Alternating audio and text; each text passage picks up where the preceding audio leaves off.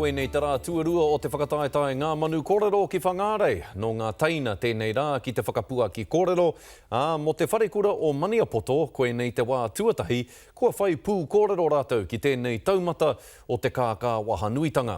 Hei tā te o Kiwa McLean ko tangirau papa te tuatahi ki te whakakanohi i te kura ki te whakataetai ngā manu kōrero. I uruia ki te wāhanga rāwhiti ihaka mo te reo Māori, me te wāhanga tā turikara mo te reo Pākehā. Kua huri te rākau kōrero ki ngā teina, arā ngā wāhanga rāwhiti ihaka me tā turikara.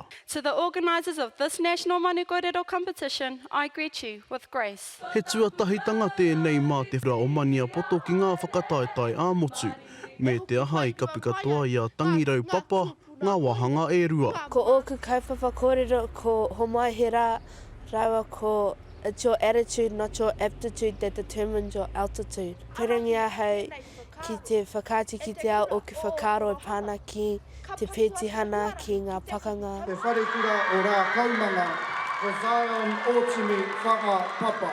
No te tau 2021 i puta ai te ihu o te tuakana o tangirau a Zion papa, ko te whai i ona tapu ai, tōna aronga. Ai, kia wapua toki tuahine, nā, kou. Me te miharo kaua ke o te pāpā ki tāna tamaiti. Ki oku whakaaro, me tohunga tahi te tangata ki te reo Māori, me tohunga tahi te tangata ki te reo Pākehā.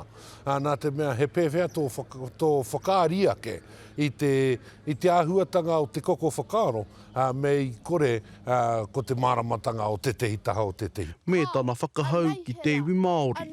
Kaua e tatari ki te kāwanatanga, kia whāti he rā, me tākinatia he rā. O taku raurau iti a haere, maringi kai mana. Nō reira hei te raurau iti a haere, mā tainui anō koe, e oi. Te o Kiwa McLean, te karere.